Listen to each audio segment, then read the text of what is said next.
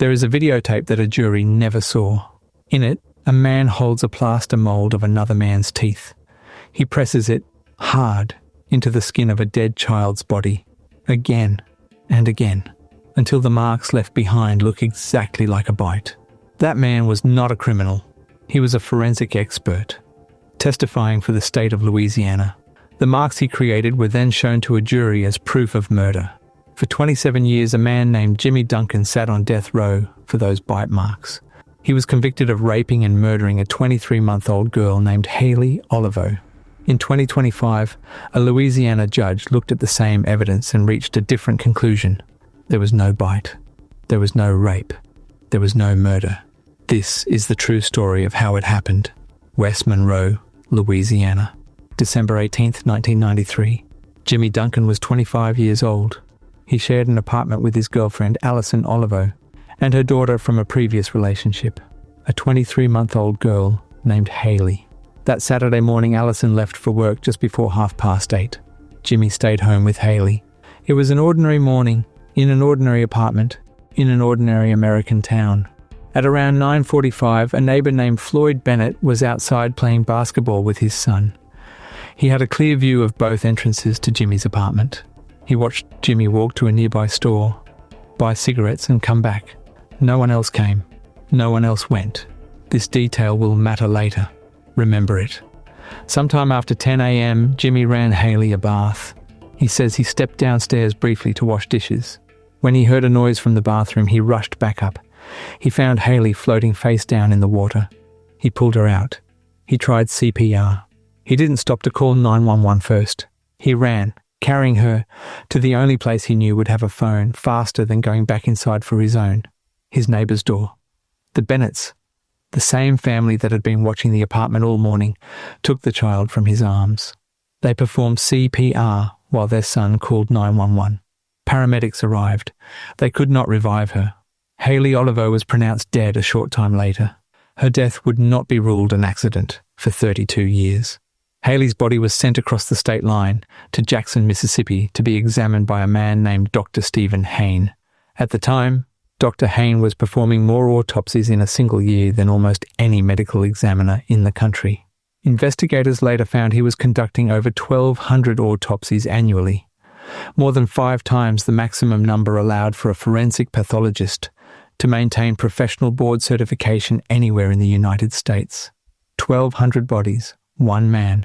That is roughly 3 or 4 autopsies every single day, every day of the year, with no holidays.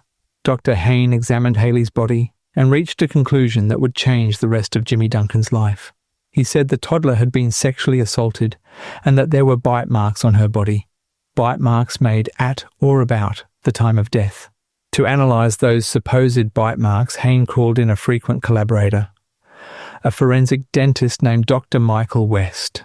West specialized in something called bite mark analysis, matching the pattern of a bite wound to the unique shape of a specific person's teeth, the same way a fingerprint is matched. There was just one problem. Bite mark analysis, as a forensic science, has since been almost entirely discredited. Human skin distorts. It swells. It heals unevenly. Multiple independent studies and multiple wrongful convictions later overturned by DNA evidence have shown that matching a bite to a single person's teeth with the kind of certainty offered at trial is not reliable science. It would take decades for the legal system to fully accept this. In 1993, it was treated as fact. Based on Hayne and West's conclusions, the charge against Jimmie Duncan was upgraded. He had originally been arrested on suspicion of negligent homicide, a tragic accident, mishandled. Now, he was charged with first-degree murder. In Louisiana, that meant one thing: the death penalty was on the table. Here is what the jury in 1998 did not see. Decades after Jimmie Duncan's conviction, his attorneys uncovered a videotape, filmed in 1993, the same year of Haley's death, but buried for over a decade before anyone outside the examination room ever saw it. The white tape shows Dr. Michael West taking a plaster mold of Jimmie Duncan's teeth and forcibly pressing that mold into Haley's body. He was not finding a bite mark. He was making one. A state-appointed defense expert at the original trial, a man named Dr. Richard Sovereign, testified that the marks on Haley's body matched Duncan's teeth.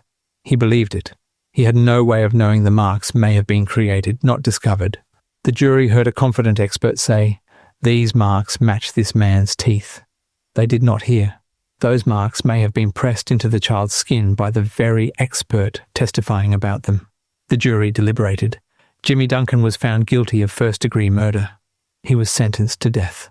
In 1998, nearly 5 years after Haley's death, a Louisiana jury convicted Jimmie Duncan. He was sent to the Louisiana State Penitentiary at Angola to await execution on death row. He was 29 years old. There was something else the jury in 1998 never learned. In the weeks before her death, Haley had suffered a series of seizures and a serious head injury, the result of a fall that caused multiple skull fractures. She had been hospitalized for nearly a week. She had only just returned home. Doctors who later reviewed her medical history said this kind of injury significantly increases the risk of subsequent seizures. Seizures that can be triggered by something as ordinary as a warm bath. A warm bath. The exact circumstance Haley was in when she died. None of this, not the skull fractures, not the seizure risk, not the medical history that could explain an accidental drowning, was ever presented to the jury that convicted Jimmie Duncan. There was something else too. Prosecutors built their case on the theory that Haley had been sexually assaulted. But when modern forensic experts reviewed the original evidence decades later, they found something the original investigation had not adequately addressed. No blood, and no biological evidence consistent with a sexual assault at the scene. A drowning, a documented seizure risk. No physical evidence of assault. A bite mark created on camera, not found. This was the foundation the entire case had been built on. Angola is not an ordinary prison. It is the largest maximum security prison in the United States, built on the site of a former slave plantation, surrounded on 3 sides by the Mississippi River. Jimmie Duncan lived there for 27 years. He had no prior criminal record before his arrest. Inside Angola, he became a GED tutor for other men on death row, helping people who, like him, were waiting. He devoted himself to the prison's ministry program. For most of those 27 years, the legal system that convicted him saw no reason to look again. Appeal after appeal was denied. The conviction stood. The death sentence stood. While Jimmie Duncan waited, something else was happening outside the walls of Angola. The forensic science used to convict him was quietly collapsing. Dr. Michael West's bite mark testimony was later linked to convicting at least 2 other men, Levon Brooks and Kennedy Brewer in Mississippi, for crimes that DNA evidence eventually proved they did not commit. Both served decades before they were exonerated. Dr. Stephen Hain, the man who performed over 1,000 autopsies a year, was eventually terminated from his position and barred from performing further procedures for the state. 2 men. 9 confirmed wrongful convictions and counting. Jimmie Duncan was one name on a list that kept growing.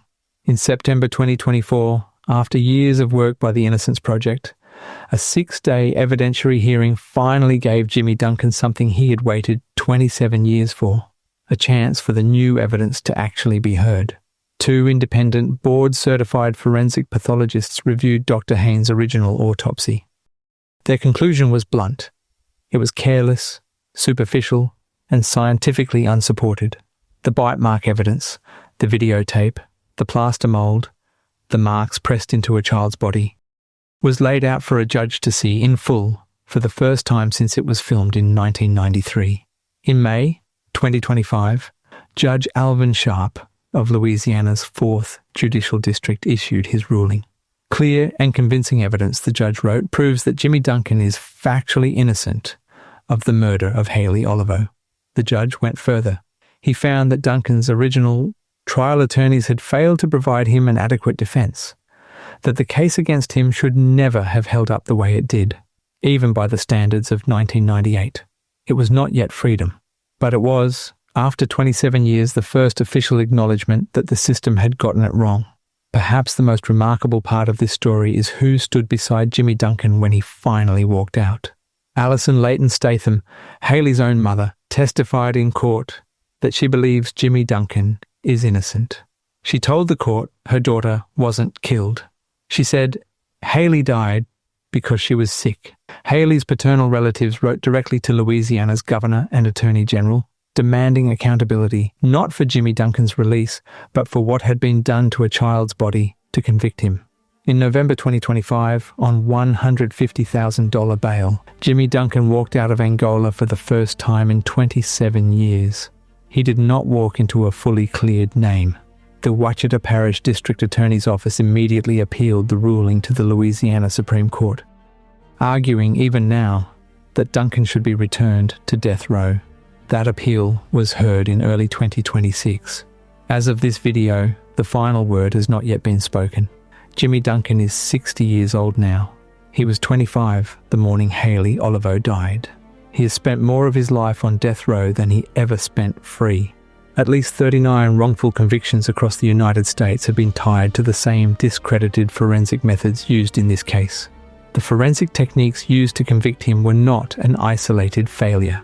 They were a pattern, one that has cost dozens of people decades of their lives, in courtrooms across multiple states, built on a kind of science that was never as certain as it sounded in front of a jury.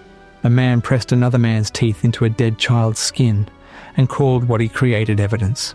It took 32 years for a court to say, clearly, that this was not enough to take a life. Jimmie Duncan's case is still before the Louisiana Supreme Court. This is not yet over.